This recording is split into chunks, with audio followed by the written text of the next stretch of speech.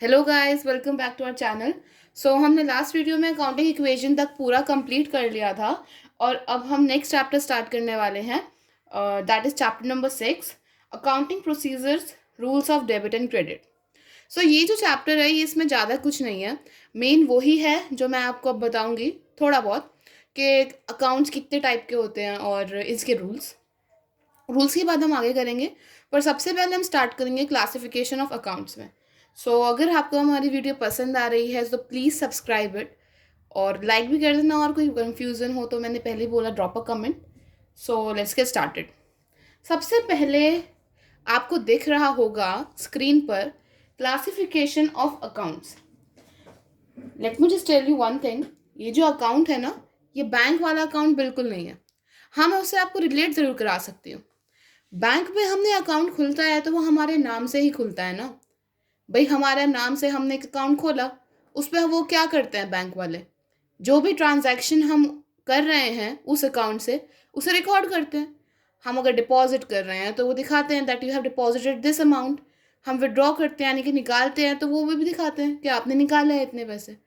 तो यही तो है, इसी को तो हम अकाउंट कह रहे हैं कि ये हमारा अकाउंट है, ये हमारा खाता है और इसमें से हम मोनेटरी ट्रांजैक्शंस यानी कि मनी रिलेटेड ट्रांजैक्शंस कर रहे हैं। ये आप प्लीज़ वर्ड अब याद रखिएगा, कॉमर्स में monetary, monetary means money related. So I hope आपको अकाउंट में डिफरेंस समझ में आ गया होगा कि एज सच कुछ है नहीं, बट ये बैंक वाला बिल्कुल नहीं है। इसी तरीके से हम बिजनेस में भी लोगों के अकाउंट बनाएंगे, अकाउंट क्रिएट करेंगे, उसमें उनकी पूरी ट्रांजैक्शंस लिखेंगे कि भाई कोई रवि इंसान है, उसने हमने इतना पैसा लिया और अब हम उसे उतना दे रहे हैं, तो इस चीज़ की हम उसको रिकॉर्डिंग करेंगे, तो इसलिए हम उसमें उसका अकाउंट बनाएंगे बिजनेस के अंडर में। I hope this point is clear.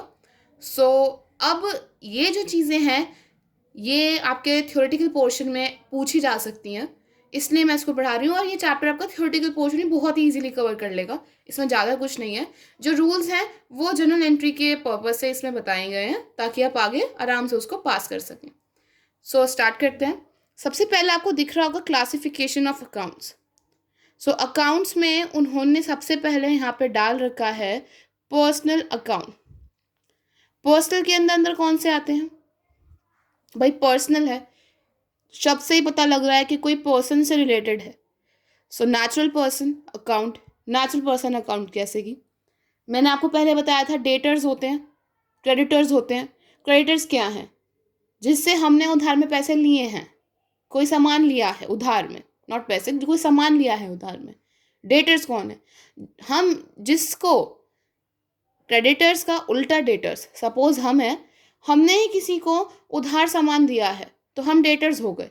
अगर हम उस क्रेडिटर्स के एग्जाम्पल को ही लेके चलें तो जो क्रेडिटर्स हैं, सपोज कोई इंसान है, मैं उससे कोई चीज़ उधार खरीद रही हूँ फॉर 5,000 रुपीज़, वो मेरे लिए क्रेडिटर है, बट मैं वो डेटर हूँ मैं उसके लिए। आई hope this point is clear. वो मेरे लिए क्रेडिटर है, उसके लिए मैं एक डेटर हूँ क्योंकि मैं उसको पैसे दूंगी। ये एक पॉइंट है जिससे आप दोनों ही चीज़ें समझ सकते हैं आसानी से। दोबारा मैं एक बार बता देती हूँ।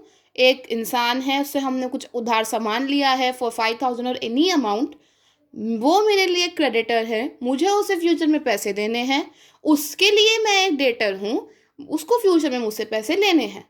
ये ही डिफरेंस है बस, और कुछ डिफरेंस नहीं है। तो हम उनके अकाउंट भी तो मैं बनाएंगे ना भाई, उनका अकाउंट पूरा करेंगे कि इतना पैसा उधार है, अभी इतना दे दिया, इतना बैलेंस है, ये पूरा दे दिया।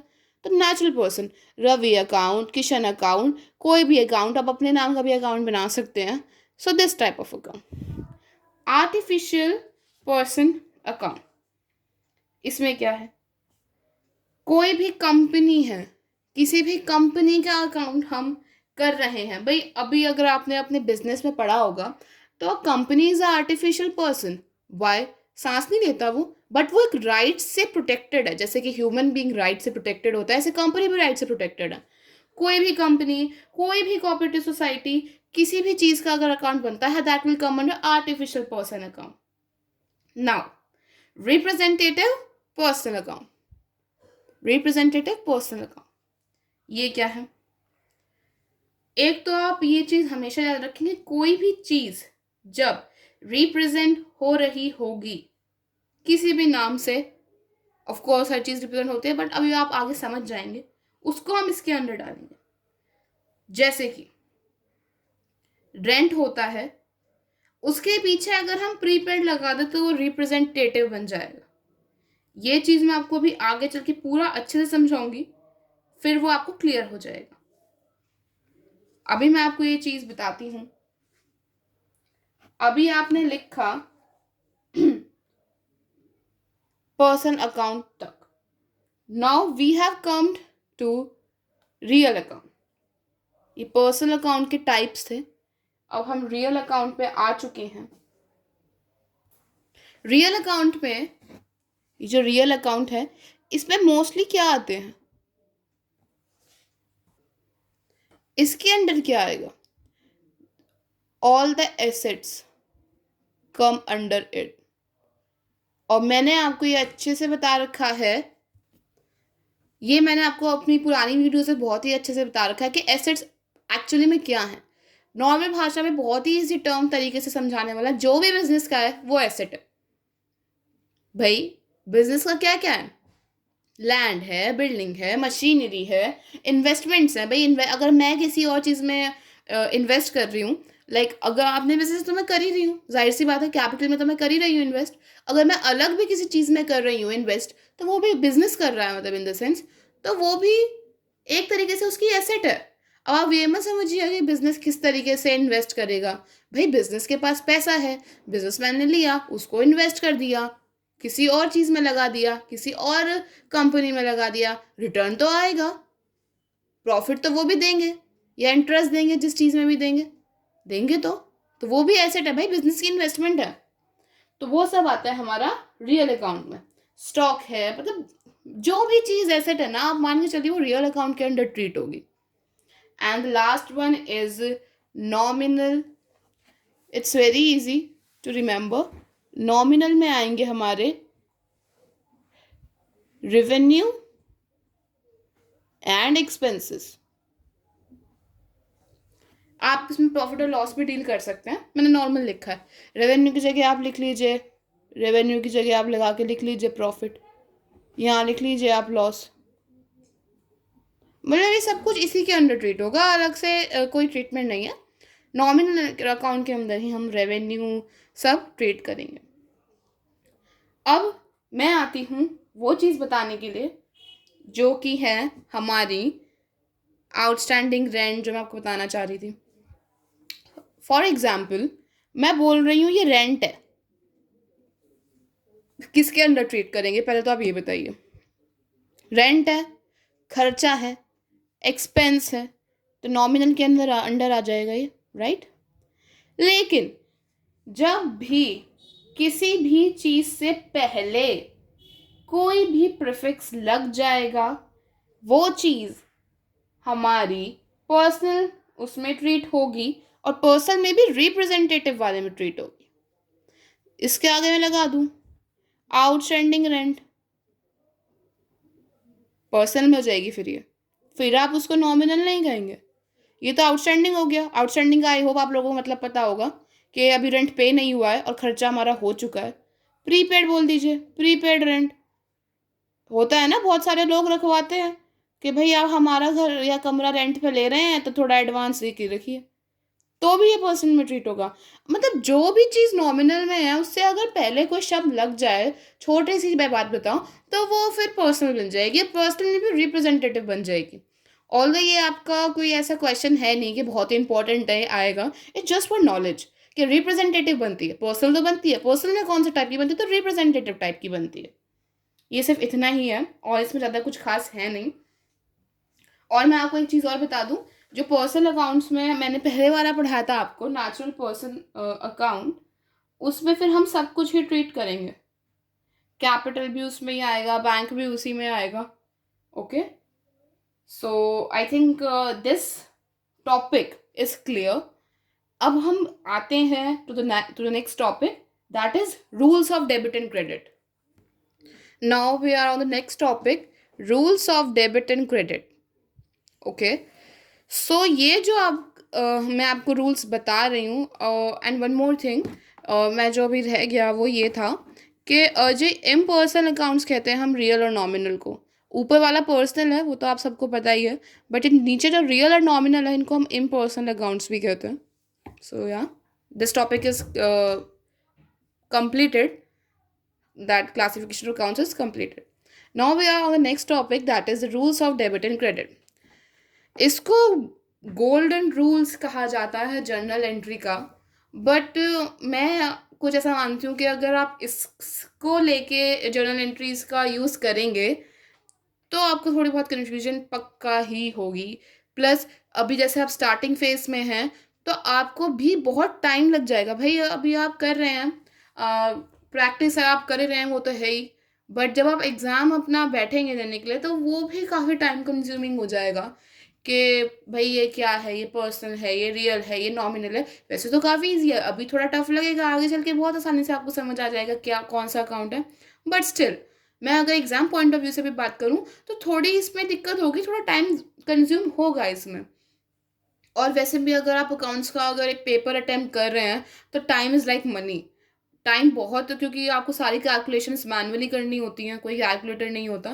दैट्स अ डिफरेंट थिंग कि अगर आपकी कैलकुलेशन बहुत ही बढ़िया है. वैसे अकाउंट्स वालों की हो जाती है धीरे धीरे, 12 तक तो हो ही जाती है, बट फिर भी अभी आप स्टार्टिंग फेज में तो आपको थोड़ा चाहिए कि धीरे धीरे कोई चीज़ हो. तो मैं आपको ये तो बताऊंगी, ये इसलिए बताऊंगी क्योंकि ये चीज़ पूछ ली जाती है और आप ग्रेजुएशन में भी जाएंगे तो आपको पता होनी चाहिए कि ये क्या है, पर्सन का क्या रूल है, रियल का क्या रूल है, नॉमिनल का क्या रूल है. वरना बेइज्जती मारते हैं सब, अरे तुम्हें यही नहीं पता. तो ये पता होना चाहिए. प्लस ये एक नंबर में पूछा भी जा सकता है आपके एग्जाम में, तो इसलिए भी ये चीज़ इंपॉर्टेंट है और पता भी होनी चाहिए. तो दोनों चीज़ें हैं. तो हम स्टार्ट करते हैं. पर्सन में मैंने आपको बता ही दिया है. पर्सन में हमारा नेचुरल पर्सन, आर्टिफिशियल और रिप्रेजेंटेटिव्स होते हैं. बट अभी हम वो चीज़ साइड रख के बस ये समझे कि जो पर्सनल अकाउंट है उसमें जो रूल है वो कहता है डेबिट. ये जो डी आ रहा है ये please mind, this is not doctor, this is debit. Debit को ऐसे ही लिखते हैं अकाउंट्स में, debit the receiver and credit the giver. अभी हम जब आगे चलेंगे ना तो हम पूरा डेबिट क्रेडिट नहीं लिखेंगे, हम डी आर और सी आर लिखेंगे. So it says debit the receiver and credit the giver. ये कैसे होगा भाई? फॉर एग्जाम्पल, राम ने शाम को 3,000 रुपये दिए. राम ने शाम को 3,000 रुपये दिए, तो रिसीवर कौन हुआ इन पैसों का, आप मुझे बताइए. रिसीवर कौन हुआ? शाम ही तो हुआ. राम ने शाम को 3,000 रुपये दिए. Ram gives 3,000 rupees to Shyam. तो who is the receiver in this? Shyam ही तो है. तो श्याम हमारा हो जाएगा रिसीवर, और गिवर दे कौन रहा है? राम दे रहा है. तो कुछ इस टाइप से आप पास करेंगे एंट्री. तो एंट्री कुछ इस तरीके से बनेगी. मैं यहाँ लिख देती हूँ, अभी मैं पूरा चैप्टर समझाऊंगी. श्याम अकाउंट डेबिट, थोड़ा कंजस्टेड है, please cooperate to Ram account. अभी खैर मैं आपको पूरा पूरा ही समझा दूंगी जब जनरल एंट्री आएंगी. इट जस्ट एन एग्जाम्पल कि आपको ये रूल समझ में आ जाए कि इससे क्या है और इससे चीज़ें किस तरीके से ट्रीट की जाती हैं जनरल एंट्री में भी पता होना चाहिए. आप अकाउंट्स पढ़ रहे हैं. तो Shyam account debit to Ram account. Ram ने शाम को 3,000 रुपये दिए. आगे अमाउंट आ जाएगी, वो मैं आपको फॉर्मेट में बताऊंगी. तो राम ने शाम को 3,000 रुपये दिए, तो आप इसको क्या लिखेंगे? शाम इज द रिसीवर, शाम को मिले हैं 3,000 रुपये, तो शाम को आप करेंगे डेबिट. और दिए किसने हैं? राम ने दिए हैं, तो उसको कर देंगे आप क्रेडिट, क्योंकि credit is the giver. I hope this rule of personal account is clear to all of you. अब भी कोई कंफ्यूजन है तो drop a comment, I will definitely try to solve it. The second one is real account. ये real account में मैंने आपको ऊपर ही बताया, जितने भी बिजनेस के एसेट्स हैं सब इसमें ही आएंगे, सारे इसमें ट्रीट होंगे. Debit what comes in, credit what goes out. For example, we have purchased a machinery of ₹60,000 rupees. अब आप बताइए, जब भी किसी एंट्री में ये नहीं गिवन है कि सामान आपने उधार खरीदा है, आप उसे मानेंगे कि कैश ट्रांजैक्शन हुई है. This is a rule. जब अगर गिवन है भाई क्रेडिट पर है तो आप ठीक है जी, क्रेडिट पर है, फिर आप अलग वो करेंगे, जनरल एंट्री पास करेंगे. बट अगर गिवन नहीं है तो माइंड दिस, आप हमेशा ये मान के चलेंगे, एज्यूम करके चलेंगे कि कैश ट्रांजैक्शन हुई है। सो मशीनरी खरीदी गई है 60,000 रुपये में फॉर कैश। मशीनरी भी हमारे एसेट है, कैश भी हमारा एसेट है। अंदर क्या आया बिजनेस में? मशीनरी आई ना। बिजनेस में कौन क्या चीज़ आई? हमारी मशीनरी आई, मशीनरी आई भैया। तो मशीनरी अकाउंट डेबिट।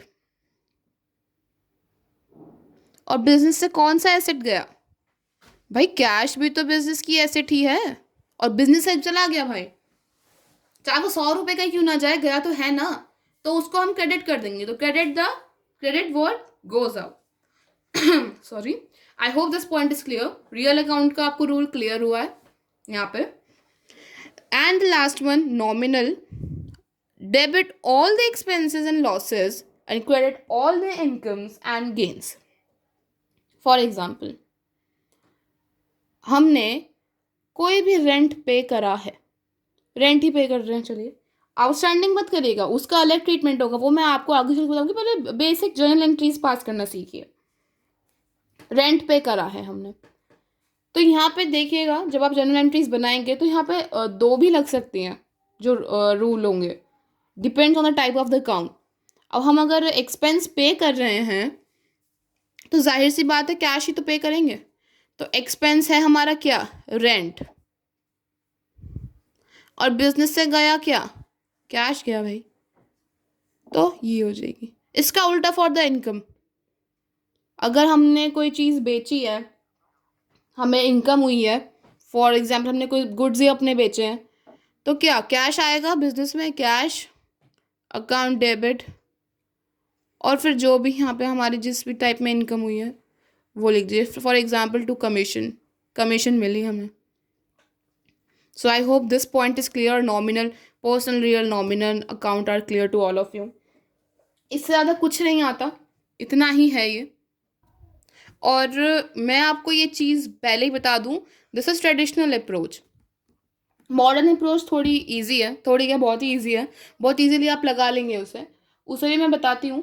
बट पहले मैं आपको ये बता दूँ कि ये ट्रेडिशनल अप्रोच है और quite I not that much, पर थोड़ी सी आपको time consuming and typical. Because जब आप पास कर रहे होंगे general entries, you must be wondering कि भाई ये है कौन सा अकाउंट, पर्सनल है, रियल या नॉमिनल है। तो ये आप वहाँ पे ज़रूर सोच रहे होंगे अपने रूम में बैठ के, तो इतना टाइम नहीं लगेगा। जबकि अगर आपको मॉडर्न अप्रोच बताऊंगी तो वो इट इज़ कंपैरेटिवली ईजियर। लेकिन जब मैं आपको जनरल एंट्री से क्वेश्चंस कराऊंगी तो मैं दोनों ही चीज़ें आपको लेके चलूँगी, तो आपको काफ़ी ईजी होगा। और आप खुद ही जज कर लेंगे कि आपको किस चीज़ से करना है। अगर आपको ये ईजी लगता है, बहुत सारे बच्चे होते हैं जी हमको तो ये ईजी लग रहा है, इससे कर लो भैया, नो प्रॉब्लम, राइट। बट मैं उसको ही प्रेफर करती हूँ ज़्यादा। तो अभी मैं आपको मॉडर्न अप्रोच बताती हूँ। So now I am here with the modern approach, जो कि कुछ इस तरीके से है जिस तरीके से आपको दिख रही है। It's very short and easy. तो जब भी कोई एसेट इंक्रीज हो रहा होगा उसे हम कहेंगे डेबिट, डिक्रीज हो रहा होगा उसे हम कहेंगे ये क्रेडिट होगा। कैसे? मशीनरी खरीदी, एसेट है, बढ़ रहा है, डेबिट कर दो। वही सेम एग्जांपल, मशीनरी खरीदी है भाई, मशीनरी एसेट है, बढ़ रही है, तो क्या होगी? डेबिट। तो मैं यहाँ लिख रही हूँ machinery account debit. Please cooperate with the writing, थोड़ी प्रॉब्लम है। 2, अब क्या हमारा डिक्रीज हो रहा है, इंक्रीज हो रहा है? क्या? कैश है, एसेट है भाई बिजनेस की। आई थिंक आप ये बहुत अच्छे से पहचान लोगे कि क्या एसेट है क्या नहीं है। एसेट है बिजनेस की, क्या कम हो रही है ना, कैश बाहर जा रहा है तो हमारा कैश होगा। भाई मशीन हमने पहले 60,000 की खरीदी है, बिजनेस में 60,000 कम हो गया, तो क्या कमी तो हो रहा है एसेट, तो यहाँ पे क्या आ जाएगा हमारा? बहुत ईजिली कैश अकाउंट आ जाएगा। अब देखिए कि मैंने आपको सेम एग्जांपल बताया, सेम से। Now the liabilities one. Liabilities के लिए मैं कहूँ अगर कि हमारी जो कैपिटल है वो इन्वेस्ट हुई है, सॉरी कुछ पैसे बिजनेसमैन ने इन्वेस्ट करे हैं बिजनेस के अंदर। So I have told you many times the capital हम लायबिलिटीज़ ही चलते हैं। अकाउंटिंग इक्वेशन में अलग से लिखते हैं क्योंकि उसमें थोड़ी बहुत एडजस्टमेंट्स होती हैं। तो capital is a liability. Capital invest हो रही है, हमारा पैसा इन्वेस्ट हो रहा है, तो हमारी कैपिटल क्या बढ़ रही है ना। आई होप दिस इज क्लियर। भाई हम बिजनेसमैन और पैसा लगा रहा है, एडिशनल और पैसा लगा रहा है, तो है तो उसकी इन्वेस्टमेंट ही है, तो उसकी कैपिटल ही मैंने पॉइंट करा था एडिशनल कैपिटल में, राइट। तो लाइबिलिटी इंक्रीज हो रही है नहीं हो रही बिजनेस की जब कैपिटल जा रही है। For example, I am a businessman, I have introduced a capital of ₹20,000। ठीक है, तो जो कैपिटल है वो लाइबिलिटी है। ये चीज़ तो आई थिंक आप लोगों को समझ में आ ही रही होगी अब तक कि जो हमारी कैपिटल है वो लाइबिलिटी है और वो बढ़ रही है। तो उधर की साइड लिख देंगे, किसकी side, credit side, capital, right. और भाई कैपिटल बढ़ रही है तो वो किस चीज़ में दे रहा है, कैश में दे रहा है, कोई एसेट ला रहा है अपनी तरफ से, वो डिपेंड करता है। बट अगर हम नॉर्मल वो करें that I have introduced capital of ₹60,000, तो ऐसी तो लाई नहीं होंगी अब हमें, कैश में लाई होंगी। कैश क्या है बिजनेस की, एसेट है, बढ़ रही है, एसेट बढ़ रही है, तो क्या करोगे भैया, डेबिट ही तो करोगे। Cash account debit to capital account. कितनी इजी तरीके से आपका ये इजीली सॉल्व हो गया। अभी आप अगर ट्रेडिशनल अप्रोच लगाते पहले आप सोचते भाई कैपिटल कौन सा है, पर्सनल है, रियल है, नॉमिनल है, अच्छा ये है तो इसको क्या करूं क्या ना करूं, तो वो काफ़ी घिचपिच हो जाती है दिमाग में। और जनरल एंट्री अभी आप आगे चलेंगे तो उसमें वैसे ही जीएसटी आ गई भैया, और हमारा ट्रेड डिस्काउंट आ गया, उसकी भी एडजस्टमेंट करनी, भाई क्या करें क्या ना करें। So this is very easy, आप बहुत ही ईजिली इसको बता सकते हैं। मैंने पहले ही मैं 50,000 बता चुकी हूँ, कैपिटल लाइबिलिटी है बिजनेस की। क्यों, आप अपना पैसा लगा रहे हैं जी आज किसी चीज़ में, तो क्यों लगा रहे हैं कि भाई वो आपको रिटर्न भी तो देगा। मिनिमम आप चाहते हैं उतना पैसा तो दे ही दे, भाई प्रॉफिट भी दे दे। लॉस हो गई हो तो वो अलग चीज़ है, बट आप उसकी एक्सपेक्टेशंस तो आपकी यही है ना उससे कि we will earn profit in future. वो नहीं मिल रहा, that is a different thing. But आप उसे लगा रहे हैं पैसा इस मोटिव से कि हमें उतना तो पैसा मिले जाए। तो बिजनेस की ये क्या देनदारी होती है ना, भाई उसने मेरे में इतना पैसा लगाया, so I should give this amount to him, businessman को। तो लाइबिलिटी हम इसको ट्रीट करेंगे ना, ऑब्वियसली। बिजनेस की देनदारी है, उसे देना है, आगे चल के प्रॉफिट भी कमाना है, प्लस इतना तो देना ही देना है उसका वो है। तो क्या लाइबिलिटी होगी, मैंने बहुत बार बता रखा है पॉइंट, दोबारा बता दिया, चलो कोई नहीं। So cash account debit to capital account. Now revenue, income, profit, ये तीनों चीज़ें हम एक ही ट्रीट करते हैं। रेवेन्यू क्या होता है भाई, इनकम ही होती है, या फिर कोई प्रॉफिट हो रहा है।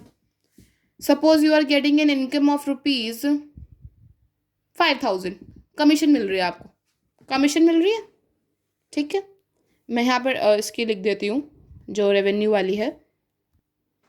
अब मैं आपको बताती हूँ, रेवेन्यू है, मैं कहती हूँ कि हमें कमीशन मिली है, हमें बिजनेस को ₹5,000, इसकी आप क्या एंट्री पास करेंगे बताइए। भाई कमीशन मिल रही है, हमारा रेवेन्यू है, हमारी जो बिजनेस की जो कमीशन थी वो बढ़ी है। आप ये मत सोचिएगा कि भाई बढ़ी किस तरीके से बढ़ी है, कुछ लोग ये भी सोचते हैं ना, भाई क्या अमाउंट बढ़ गई क्या, पहले 6,000 मिलते थे 5-7,000 मिलने लगे, नहीं। भाई हमको कमीशन हमारे बिजनेस में बढ़ी है और आ रही है, पहले भी कमाई होगी अब भी कमा रहे हैं, आ रही है और बढ़ रही है इन द सेंस।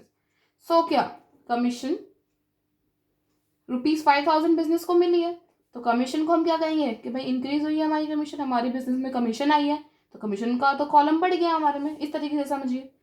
तो टू कमीशन तो हम समझ गए जी, ये तो होगा हमारा क्रेडिट। चलिए क्रेडिट भी हो गया। डेबिट क्या करेंगे, ऐसी तो आएगी नहीं कमीशन, ऐसे ही तो कमीशन आएगी नहीं बिजनेस में कि भाई ऊपर से 12 की कमीशन आ गई, नहीं, कैश की फॉर्म में आएगी ना, वो आपको पैसे देंगे, वो आपको कैश देंगे। तो क्या बढ़ गया आपका, कैश बढ़ गया। कैश क्या है आपका, एसेट है, एसेट इंक्रीज होता है तो क्या करते हैं, डेबिट करते हैं। I hope these things are clear to all of you. Now the expense, चलिए रेंट वाला एग्जांपल लेके चलते हैं। यू हैव पेड रेंट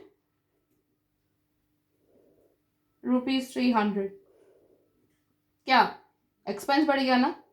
अब वही मैं दोबारा कहूंगी, ऐसा नहीं है कि पहले 200 पे कर, अब पहले 100 पे करते थे रेंट, अब 200 कर रहे हैं, नहीं। एक एक्सपेंस का कॉलम बढ़ गया भाई, हम रेंट पे कर रहे हैं उसे, तो इस सेंस में बढ़ा, तो इसलिए हम रेंट को कर देंगे डेबिट, इंक्रीज और डेबिट कर दिया। अब उसे पे ऐसे तो करेंगे नहीं कि आज बारिश हुई और हमने पे कर दिया, no, we will pay him in the form of cash. Cash है एसेट, कैश बिजनेस से बाहर जाएगी, कैश होगा decrease, decrease in assets will be credited. So I hope this point is clear and I hope आपको ये clear होगी चीज़। This is modern approach, easier approach than traditional, और इट डिपेंड्स अपॉन यू आप कौन सी करते हैं। अभी हम आगे जब चलेंगे तो आपको पता चल ही जाएगा कि कौन सी ईजी पड़ रही है। But I think from my side I think this approach is easier than traditional one. ये इतना ही है, इससे ज़्यादा है ही नहीं इस चैप्टर में। पूरे चैप्टर में ये जो है इतना लंबा चौड़ा चैप्टर, ये ही चीज़ समझा रखी है बार बार, और कुछ नहीं है। और इसमें जो बैलेंसिंग इन अकाउंट है वो तो हम आगे चल के आपको बता ही देंगे कैसे करते हैं, तो ये कुछ यूज़ की नहीं है ना, ऐसी कोई थ्योरिटिकल पोर्शन है ऐसा कुछ। और ये पूरा हो चुका है इतना chapter, chapter number 6 is completed in this video. So I hope आप लोगों को समझ आया होगा। And if you have any query, any problem, drop a comment, I will definitely solve it. और अगर आपको वीडियो पसंद आई तो डू सब्सक्राइब इट यार, और लाइक भी कर देना, शेयर भी कर देना, और किसी को अगर चाहिए हो तो। और okay then will see you in the next video, bye.